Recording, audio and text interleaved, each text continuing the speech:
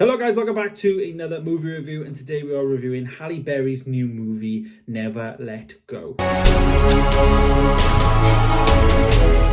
Yes, as I say, Never Let Go is the new Halle Berry movie. It is like a horror movie, and it's basically Halle Berry is playing the mother. She's got her two sons, Nolan and Samuel, and she lives in a shack log cabin thing in the forest, and something has happened in the world that, you know, they have to be really isolated, and she has to isolate herself with her kids to protect them, forage food, you know, they've got a dog which they have to use that dog to actually go and get, you know, certain food and hunt for them and survive really. And then from the house, I think it was her mother's or father's cabin, and he had like these ropes going from it, and if they leave the house they have to hold on to this rope and tie it around themselves and basically never let go of the rope, because if you let go of the rope, then this rope protects you.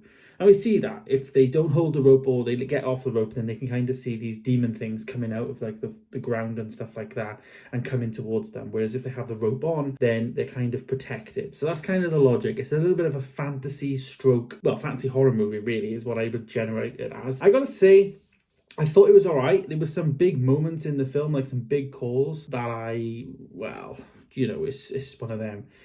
You can't agree with and you disagree with at the same time. But I went to see this in the cinema, and my biggest problem with this film is it didn't really feel like a cinema film. It had Bird Box vibes all over it, obviously, which is the Netflix movie which came out a couple of years ago with Sandra Bullock. So it has that vibes where they had to close their eyes and, you know, kids involved, mother looking after kids, trying to get from A to B. This is the same kind of vibe, but, you know, holding on to a rope. So it had a streaming movie element to it, and I noticed a few people actually did leave early, you know, to from the film. They just didn't come back, so it does split opinion in terms of that. And I was quite split when I was watching it, to be honest, which was a fly, which ultimately then led to my score, and my score actually is a 2.5 star. Smack in the middle. Like, I thought the first bit was quite good, the initial half an hour. It is a very short movie though, just over an hour and a half. But the first half an hour I thought was really good, and then the next bit just was really fantasy driven.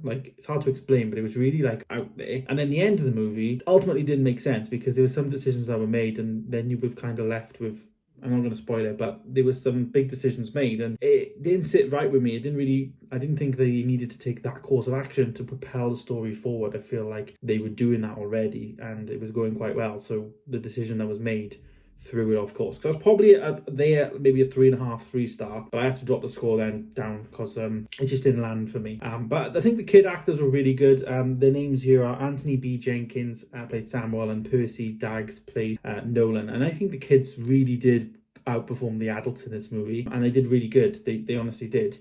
But there wasn't much people in the film at all. Not much cast. It was, like I say, 3 people in a cabin. There was a few other bits and bobs going on, but there was not much stuff actually happening, you know, in terms of actors and dialogue and all that. It was very much just 3 people involved. And yeah, Halle Berry though, she was okay. You know, as I say, it was one of those generic, easy, quick payday kind of movies, and just, you know, here it is kind of vibes. It didn't set the world alight, it didn't grow on me, and it didn't leave no impact in me. So as I say, I gave it a 2.5 star, smack in the middle. We'll never watch it again, but I wouldn't pay for it in the cinema. If you're thinking about it, if you're on the fence, I wouldn't pay. If you've got a limited card or anything like that, maybe, but I wouldn't pay. I would wait for it to come on Netflix or Amazon Prime or that kind of thing, because I think you'll get the best out of it then. And yeah, you won't miss anything in terms of the cinema experience. But there it is. There's my review of Never Let Go. In my opinion, you should let go, because you shouldn't go and see this. But yeah, there it is. There is my review. Thanks for watching, guys. Stay tuned for more videos coming soon. And of course, I'll see you in the next one. Goodbye.